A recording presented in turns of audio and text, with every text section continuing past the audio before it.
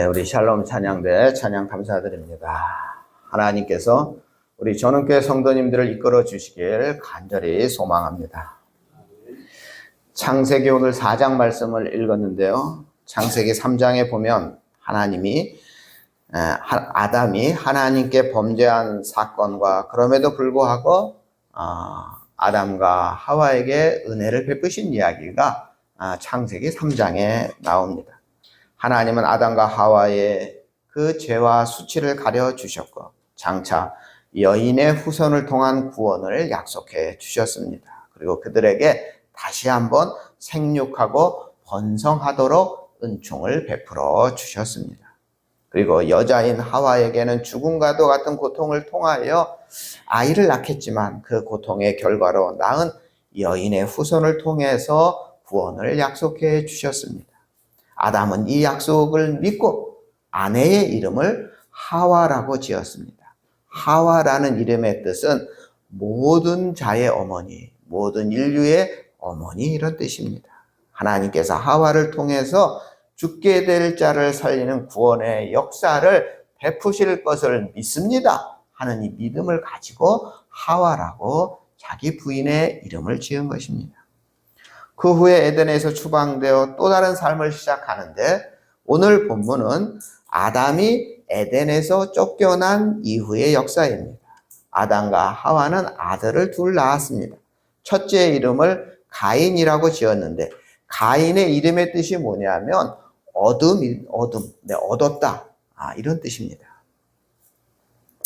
이 첫째 이름을 가인, 어둠이라고 지은 것은 이것도 아담의 믿음 때문이라고 할 수 있습니다. 하나님께서 여인의 후손을 통해서 구원자를 보내줄 것을 약속하셨는데 아담은 제가 그 약속을 믿습니다 하는 의미로 첫째 아들 이름을 어둠, 가인이라고 지은 것입니다. 이처럼 아담은 하나님께서 약속하신 그 약속의 성취로 하와가 첫째 아들을 낳았음을 굳게 믿었습니다.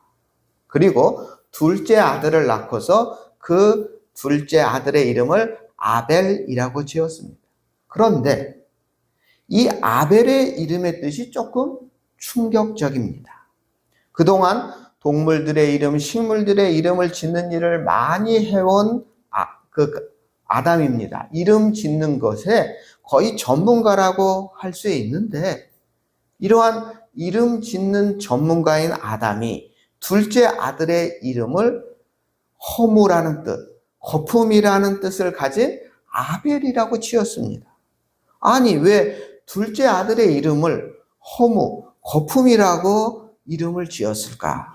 짐작해 보면 아담과 하와는 첫째 아들 가인을 낳은 후에 자신들이 범죄하여 받게 된 그 형벌을 그 첫째가 구원자가 되어 다시 회복시켜 주겠다 이런 기대를 했던 것 같습니다. 그러나 가인이 자라면서 그 가인의 모습이 기대와는 다르게 죄와 육신과 또 부모의 속을 썩이는 많은 일들을 보면서 나의 첫째 아들 가인의 잘못이라기보다는 자신들의 죄가 그대로 내 아들에게 전해지고 있구나 하는 생각을 하면서 인생의 허무함을 느꼈던 것입니다. 아담과 하와가 에덴 동산에서 쫓겨나 먹고 살기 위해 땀을 흘려 일하고 회복의 소망을 갖고 있었는데 그 모든 것이 얼마나 헛된 것인가 가인을 통해서 깨닫고 둘째 아들의 이름을 허무 아벨이라고 지은 것입니다. 그렇게 태어난 가인과 아벨은 어떤 사람이 되었습니까? 가인은 농사하는 자가 되었고 아벨은 양을 치는 자가 되었습니다. 창세기 1장 창조의 관점에서 보면 가인이 농사를 짓는 것은 땅을 정복하는 것이며 아벨이 양을 치는 것은 모든 육축을 다스리는 것입니다. 그렇게 성장한 두 아들은 드디어 처음으로 하나님께 제사를 드리게 되었습니다. 가인은 땅의 소산으로 제물을 삼아 여호와께 제사를 드렸고 아벨은 양의 첫 새끼와 그 기름으로 여호와께 제사를 드렸습니다. 그런데 4절, 5절 말씀에 보면요.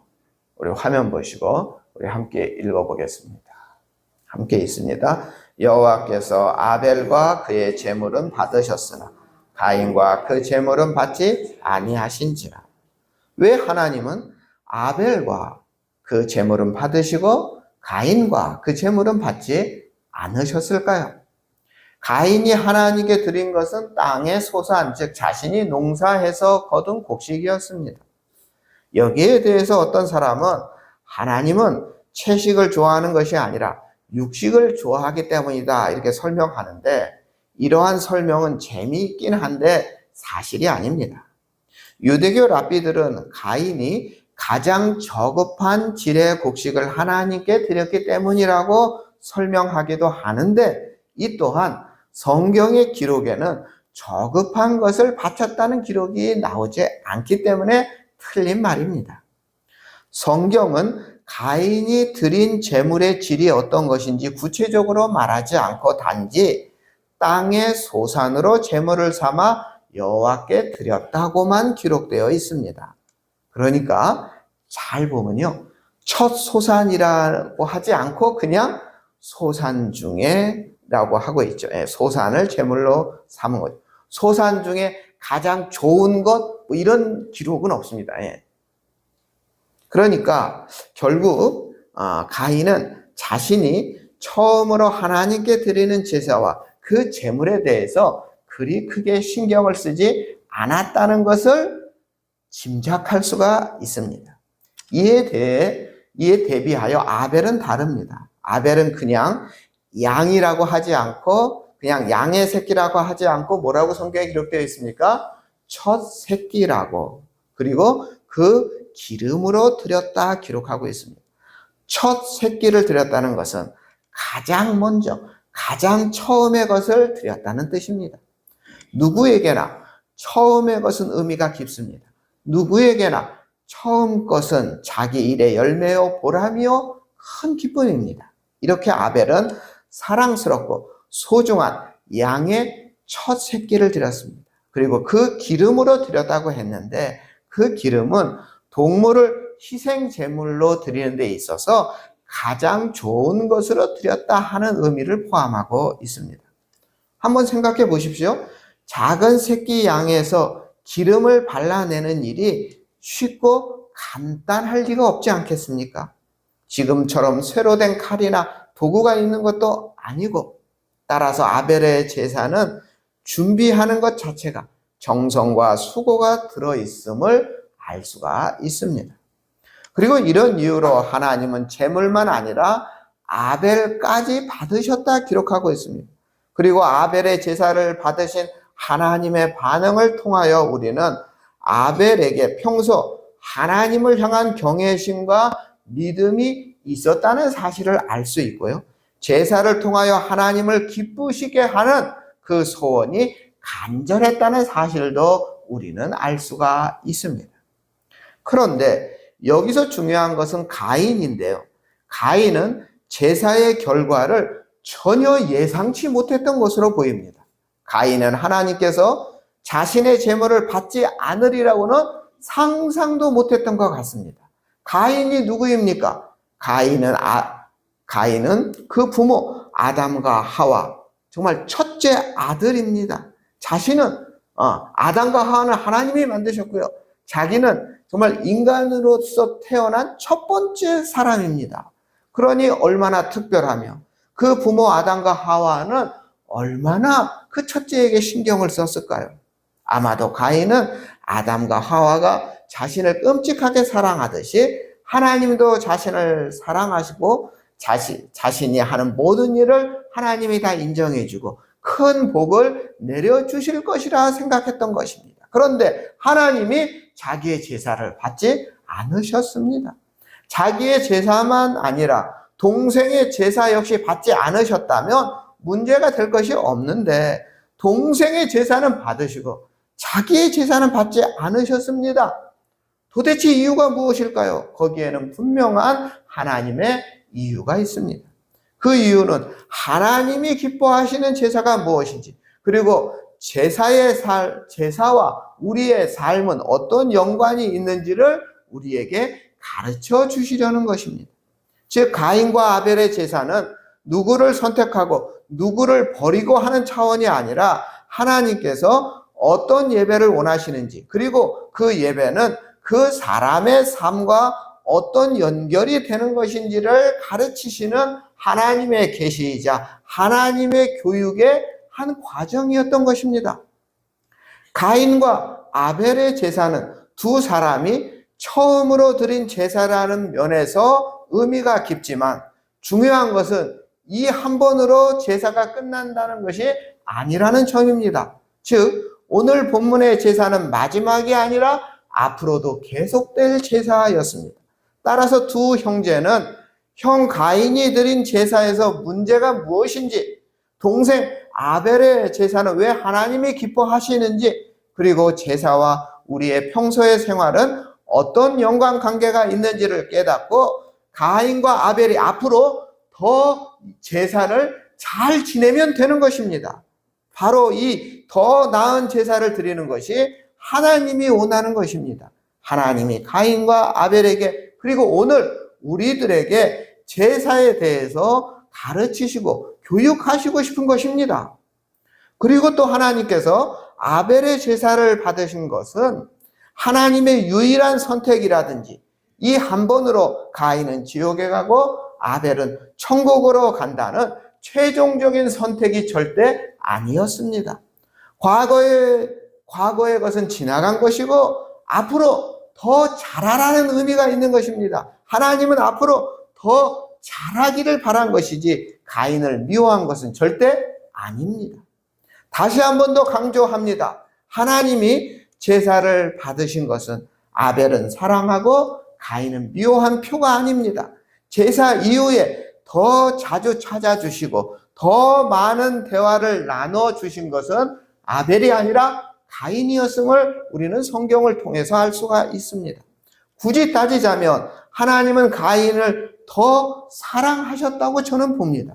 따라서 이번에는 잘못되었지만 잘 깨닫고 다음에 더 잘하면 되는 것입니다. 아니, 처음부터 잘한 사람이 몇 명이나 되겠습니까? 그런데 가인은 상상도 못했던 상황에 직면하게 되었습니다. 지금까지 부모의 사랑을 독차지해왔고 한 번도 동생 아벨이 자기보다 낫다는 생각을 해본 적이 없었습니다. 그런데 하나님이 자신을 거절하시고 아벨을 받으셨다고 생각하자 안색이 변했습니다.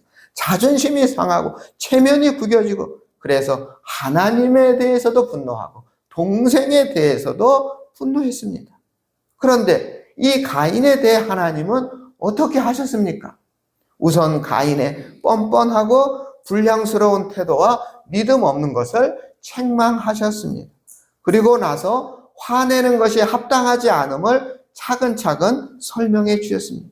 당신께서 제사를 받지 않으신 것은 그가 선을 행치 않았기 때문인데, 즉 예배 이전의 삶부터 문제가 있었기 때문입니다. 그리고 나서 하나님은 현재 가인이 마음에 품고 있는 죄에 대해서 경고도 해 주셨습니다. 우리 화면을 보시면 함께 있습니다. 죄가 너를 원하나 너는 죄를 다스릴지니라. 무슨 말입니까? 하나님은 가인의 마음에 있는 죄성에 대해서 꾸짖으셨습니다. 죄성은 아담의 타락 이후 우리 인간에게 유전된 것입니다. 아무리 착하고 아무리 순하고 아무리 고상하고 아무리 순진하게 보이는 사람일지라도 그 마음속에는 인간인지라 죄성이 있습니다. 그러나 인간이 짐승과 다른 것은 마음속에 일어나는 죄성대로 행동하지 않고 그 죄를 다스리는 이성이 있기 때문입니다. 그래서 루터는 유명한 말을 했는데요. 새들이 우리의 머리 위로 날아가는 것은 막을 수가 없다. 그러나 새가 머리 위로 날아와 둥지를 틀고 알을 까는 것은 막을 수가 있다. 이런 말을 했습니다. 죄가 생각으로는, 감정으로는 우리에게 다가올 수 있습니다. 그러나 그 죄가 내 속에 둥지를 틀고 알을 까는 것은 막아야 한다. 이런 뜻입니다. 죄를 이기지 못하면 모든 것을 잃기 때문입니다. 아담과 하와를 보십시오. 그들은 범죄함으로 모든 것을 잃었습니다. 하나님과의 친밀한 관계를 잃었습니다. 에덴 동산까지 잃었습니다. 그뿐입니까? 죄는 나 하나로 끝나지 않습니다. 아담과 하와의 죄는 첫 아들 가인에게서 더 충격적인 모습으로 나타났습니다.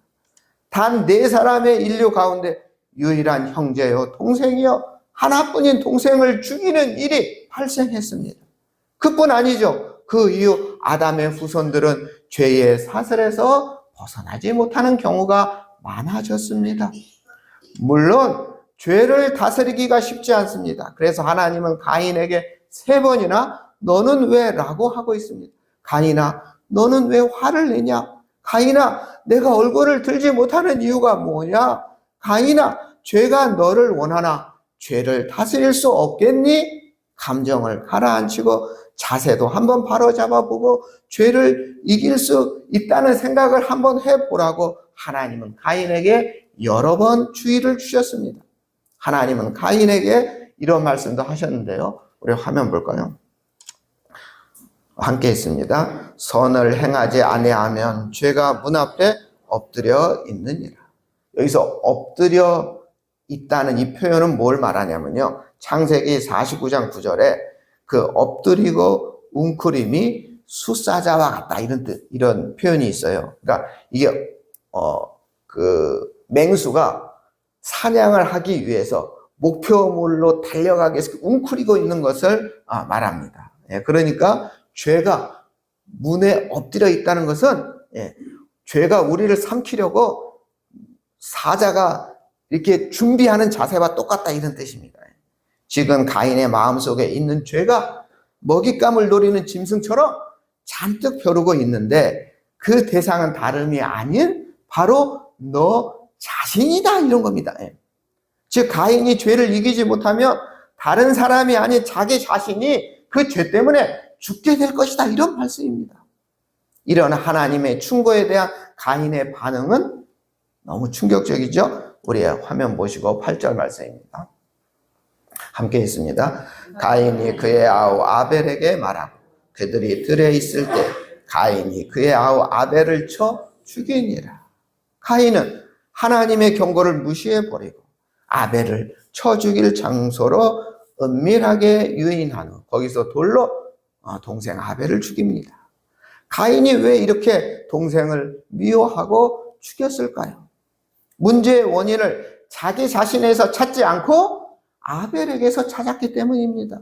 아벨 때문에 자기 제사가 하나님에게 받아들여지지 않았다고 생각했습니다. 아벨 때문에 내가 하나님의 미움을 받는다고 생각했습니다. 아벨이 살아있는 한 내가 하나님의 인정을 받기는 틀렸다고 생각한 것이죠. 아벨만 없으면 모든 것이 내 것이다 라고 생각한 것이죠. 그래서 가인은 자기의 감정, 자기의 본능, 자기의 판단에 따라 살인이라는 죄를 범한 것입니다. 하나님께서 말리셨습니다. 그런데도 정말 그 말리시고 안 된다고 하시고 그런데도 불구하고 고집스럽게 제 갈 길로 가는 그 모습이 마치 오늘 우리의 모습과 크게 다르지 않다. 저는 이렇게 생각이 들었습니다. 살인까지는 아니지만 하나님이 금하시는 것을 오늘 우리들도 고집스럽게 하고 있지 않습니까? 하나님이 하라는 것을 우리도 고집스럽게 하지 않고 있지 않은지요. 자신의 사랑스러운 충고를 무시한 채 결국 동생을 죽이고만 가인을 하나님은 어떻게 하셨습니까? 하나님은 모른 척 가인을 찾으셨습니다. 그리고 물으셨습니다. 내 아우 아벨 어디에 있느냐? 아벨이 어떻게 되었는지 몰라서 물으신 것이 아닙니다. 범죄한 아담에게 내가 어디 있느냐 말씀하신 것 같이 가인이 회개하고 돌아오기를 바라는 마음으로 물으신 것입니다.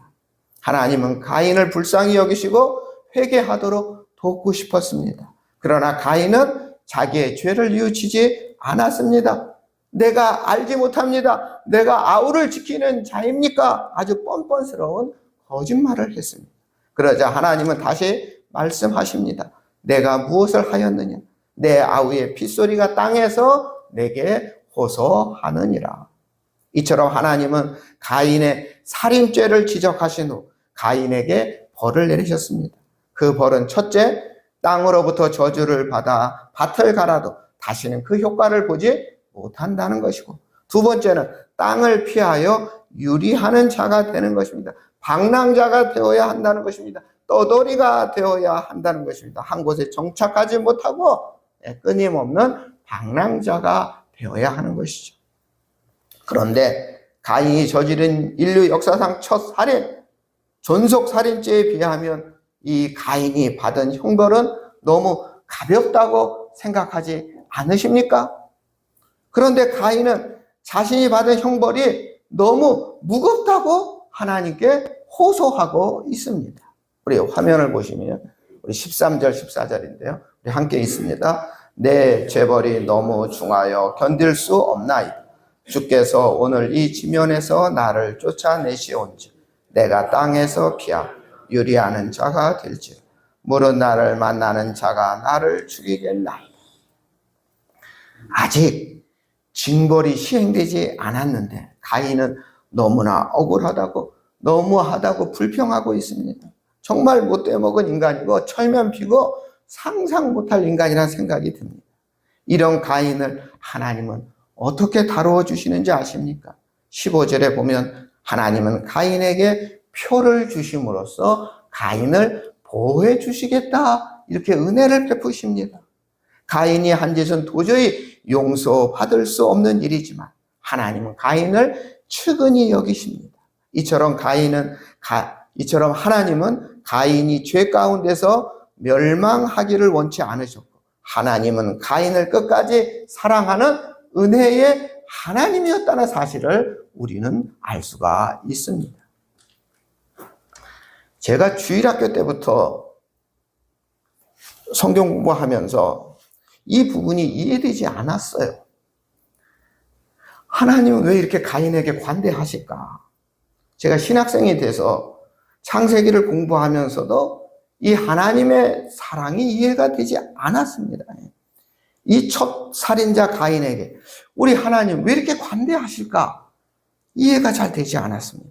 가인을 감싸시는 하나님을 이해하기 어려웠고, 어찌 이런 악인을 시원하게 벌하시지 않는지, 이런 자는 당장 쳐죽임으로 하나님의 공의를 세우셔야 하는 것은 아닌지 하는 생각이 많았습니다.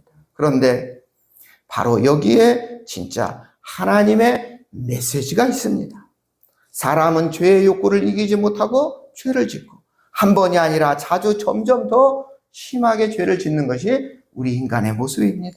그리고 사람은 변하는데 주로 부정적으로 변하는 경우가 더 많습니다.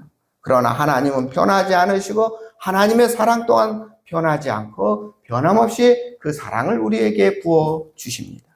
출애굽기 34장 6절 말씀인데요. 우리 함께 읽겠습니다. 여호와라 여호와라 자비롭고 은혜롭고 노하기를 더디하고 인자와 진실이 많은 하나님. 우리 하나님은 어떤 하나님입니까? 자비로운 하나님, 은혜로운 하나님, 더디기, 노하기를 더디하는 하나님, 인자와 진실이 많은 하나님이라 하는 것입니다. 만약 저와 우리 성도님들이 범죄할 때마다 하나님이 그때그때 심판하셨다면 지금 우리는 이 자리에 아무도 앉아 있을 수가 없었을 것입니다. 사랑이 많으신 하나님은 자신의 한계를 알고 자신의 죄를 회개하며 나오는 자를 사랑으로 받아주시고 새 삶을 살도록 도우시기 때문에 오늘 현재 우리가 이 자리에 앉아 있는 것입니다. 그러나 끝까지 고집스럽게 회개하지 않고 죄의 자리에 머문다면 하나님은 우리도 가인처럼 징벌을 내리실 것입니다. 사실 오늘 본문에 나오는 가인의 모습은 이미 그 부모인 아담과 하와 안에 있었습니다. 그러면서 아담과 하와의 모습이 가인에게 와서 더 심해졌다 하는 것을 보여줍니다. 단지 한 번의 실패뿐인데 그것으로 모든 것을 포기한 어리석은 가인의 모습은 오늘 우리의 모습이기도 합니다. 하나님의 은혜와 사랑, 그 어린 정말 정성 어린 사랑 어린 충고를 거절하고 자기의 감정에 충실하고 자기 속에 있는 살의를 이겨내지 못한 가인을 보면 범죄하고 타락한 인생은 계속해서 죄를 낳을 수밖에 없다는 사실을 보여줍니다. 그러나 오늘 성경 말씀이 강조하는 것은 아담과 정말 하와의 아들 가인을 보라는 것이 아닙니다. 가인을 끝까지 포기하지 않으시고 사랑하시는 하나님을 보라는 것입니다. 가인의 죄를 보지 말고 사랑의 하나님을 봐야 하는 것입니다. 가인을 끝까지 품으시는 하나님, 부모인 아담과 하와마저 포기하고 침묵한 채 하나님 알아서 하십시오 하는 상황에도 가인에게 은혜를 베푸시는 하나님을 보라는 메시지가 오늘 본문의 핵심입니다. 아담 때보다 가인 때가 더 악해진 것처럼, 가인 때보다 라멕의 시대가 더 악해진 것처럼, 라멕의 때보다 노아의 시대가 더 악해진 것처럼 앞으로 오고 오는 세대들은 점점 더 악해질 것이고 더 심각하고 더 흉측한 죄들이 벌어질 것입니다. 이 부분만을 생각하면 답이 없고 소망이 없지만, 그러나 세상을 아끼시고 당신의 자녀들을 끝까지 품으시는 하나님을 바라보면 안심할 수가 있습니다. 소망을 가져도 됩니다. 바로 이 하나님의 은혜와 사랑이 우리의 삶을 살만하게 하고 내일을 기대하게 만들기 때문입니다. 다시 말씀드리지만 사람들은 끊임없이 죄를 낳고 또 죄를 낳을 것입니다. 그런데 사람의 죄의 크기와 무게보다 훨씬 더 크고 정말 더 놀라운 그런 그 하나님의 사랑은 끊임없이 계속된다는 것입니다. 우리를 향한 정말 은혜와 사랑은 우리의 죄의 무게보다도 더 크게 내려주신다 하는 사실. 그 은혜와 사랑이 우리가 사는 이유, 우리가 살아있는 이유이고 우리가 내일 살아가야 할 이유가 되는 것입니다. 그리고 우리 자녀들을 하나님께 맡겨야 하는 이유가 되는 것입니다. 우리들은 죄를 낳지만 하나님은 우리에게 더 큰 은혜를 낳아 주시는 분입니다. 그 어떤 것도 하나님의 사랑을 끊을 수 없고 막을 수 없음을 믿으시는, 그래서 자자손손 하나님 품에 거하는 우리 전원교회 성도님들이 다 되시기를 주님의 이름으로 축원합니다. 사랑의 하나님, 우리들은 죄를 낳지만 하나님은 은혜를 낳으시는 분임을 이 시간 깨닫게 하시니 감사를 드립니다. 세상을 아끼시고 당신의 자녀들을 끝까지 품으시는 하나님을 바라보면서 올바른 길로 나아가게 하시고 진리의 길로, 생명의 길로 나아가게 하여 주시옵소서. 우리의 자녀들도 예배를 잘 드리는 아벨의 길로 하나님 인도하여 주시옵소서. 우리를 구원하신 예수님의 이름으로 기도드립니다. 아멘.